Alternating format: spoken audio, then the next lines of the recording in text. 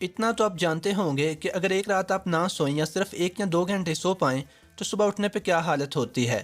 آپ سست ہوتے ہیں، کوئی کام ڈھنگ سے نہیں کیا جاتا، دماغ بھاری بھاری سا لگتا ہے، بلکہ اکثر کلاس میں کوئی ٹیچر بھی کہہ دیتا ہے کہ نشہ کر کے آیا ہوا ہے آج۔ بلکہ جب میں 6ٹھی کلاس میں گیا تو ہمارے ایک ٹیچر تھے، جو لڑکا سست یا تھکا ہوا نظر آتا تھا اسے فوراً کہتے تھے جا پہلے منہ دھو کے آ، اور وہ منہ دھو کے بھی آتا تھا۔ اصل میں اس ویڈیو کا مقصد آپ کو یہ بتانا نہیں کہ اگر آپ ایک رات نہیں سوتے یا 2 4 راتیں صرف 2 2 گھنٹے سو پاتے ہیں تو کیا ہوگا، بلکہ اس ویڈیو میں آپ کو بتاؤں گا کہ اگر آپ نے 4 5 یا 6 گھنٹے سونے کو اپنی عادت بنایا ہوا ہے تو آپ اپنے ساتھ کتنی زیادتی کر رہے ہیں۔ ماہرین کے نزدیک 8 سے 9 گھنٹے سونا آئیڈیل ہے، اور کچھ ماہرین 7 سے 9 گھنٹے کو قابل قبول خیال کرتے ہیں۔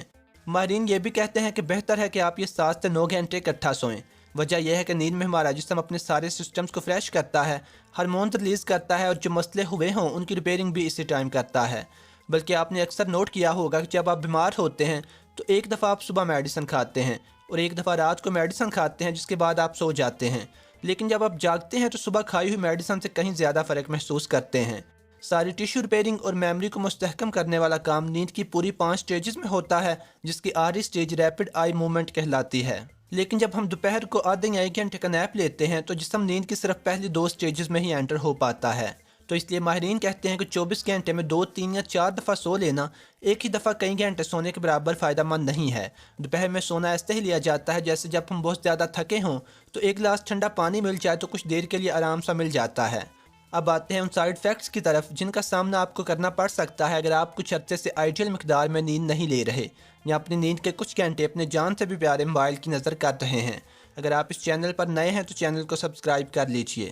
نمبر 1، آپ کو ہائی بلڈ پریشر کی بیماری لگ سکتی ہے۔ اگر آپ مسلسل 6 گھنٹے سے کم نیند لے رہے ہیں تو آپ کے لیے ہائی بلڈ پریشر کا بہت زیادہ خطرہ ہے۔ اس کی وجہ یہ ہے کہ نیند ہمارے نروس سسٹم کو ہیلدی رکھتی ہے اور ہمارے سٹریس ہارمونز کو بھی کنٹرول کرتی ہے۔ اگر بندہ لمبے عرصے سے کم نیند لے رہا ہو تو جسم کی سٹریس ہارمونز کو ریگولیٹ کرنے کی صلاحیت کم ہو جاتی ہے، جس کی وجہ سے ہائی بلڈ پریشر کا مسئلہ بھی پیدا ہو جاتا ہے۔ اور یہاں شاید یہ بتانے کی ضرورت نہیں کہ ہائی بلڈ پریشر جسم میں کتنے بڑے فساد کی جڑ ہے۔ جتنے بھی بڑے بڑے اٹیکس ہیں وہ بھی عموماً ہائی بلڈ پریشر کی موجودگی میں ہی ہوتے ہیں، چاہے ہارٹ اٹیک ہو یا فالج کا اٹیک۔ نمبر 2، بندے کا امیون سسٹم کمزور ہو جاتا ہے۔ جب ہم سوتے ہیں تو ہمارا امیون سسٹم حفاظتی اور انفیکشن سے لڑنے والے مادے پیدا کرتا ہے، جیسے سائٹوکائنز وغیرہ، اور یہ مادے ہمارے جسم میں نقصان دہ بیکٹیریا اور وائرسز سے لڑتے ہیں۔ اگر ہم کم سوئیں تو ہمارا امیون سسٹم بیرونی جراثیموں، بیکٹیریا اور وائرسز سے لڑنے والے مادے صحیح طرح پروڈیوس نہیں کر پاتا، جس سے بندے میں بیماریوں سے لڑنے کی صلاحیت کم ہو جاتی ہے۔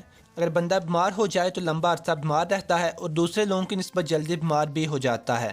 جیسے اگر 2 لوگ ایک جیسی سردی میں رہیں یا ایک ہی دکان سے فضول سے برگر لے کر کھائیں تو ان میں سے ایک بندہ تو شاید بری طرح بیمار ہو جائے اور دوسرے بندے کو جس کا امیون سسٹم ہیلدی ہے شاید کچھ بھی نہ ہو۔ نمبر 3، کم سونا جلدی سکن ایجنگ اسباب بنتا ہے۔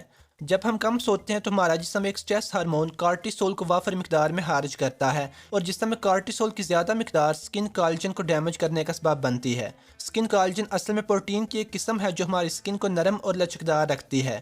اسی طرح کم سوتے رہنے سے ہیومن گروتھ ہارمونز بھی کم مقدار میں پیدا ہوتے ہیں، جس کی وجہ سے ہماری سکن کے جو ٹیشو ڈیمیج ہو جاتے ہیں ان کی ریپیئرنگ اچھی طرح نہیں ہوتی۔